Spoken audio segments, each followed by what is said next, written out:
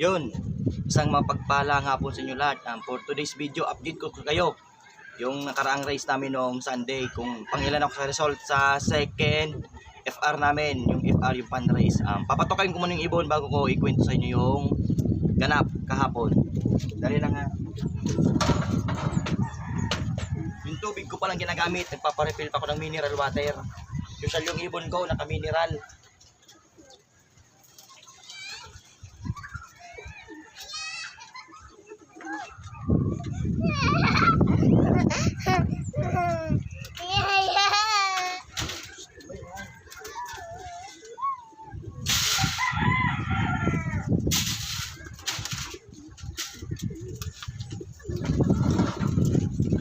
Yun, nabigyan ko ng patuka, papakita ko lang sa inyo. Tapos ikwento ko na yung nangyari sa first lap derby namin. Ngayon, ito na nga, ito yung ibon. Yung pencil blue bar. Yan, tumutuka. Yan yung napauwi ko kahapon. Yung kwento pala na nangyari kahapon, sa pooling, nanalo ako.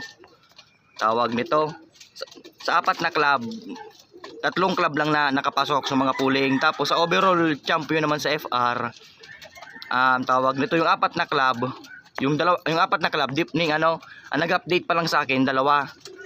Ngayon yung 2 club na nag-update, para second overall ako dun sa FR. Tapos yung 2 club inaantay ko kung pang ilan naman ako dun sa overallan nila. Kaya sana nakapasok tayo dun sa overallan, dun sa FR nila na 2 club. Bale 4 na club kasi sinalihan ko sa FR eh. Maraming club sinalihan ko nitong ibon. Yan, ito yung kondisyonan niya ngayon.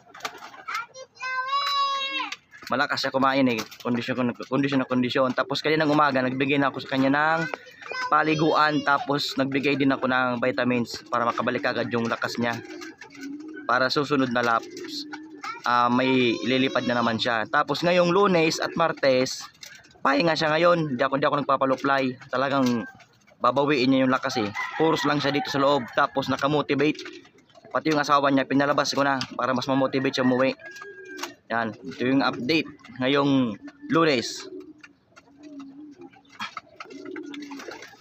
Yung 2 club, pag nag-update na, ipopost ko naman sa vlog ko po kung pangilan naman ako sa ranking, kung ilan lahat talaga sa 4 na club ang ranking ko doon. Yan, ito yung updatean. Salamat sa inyong suporta. Bye. Thank you for watching my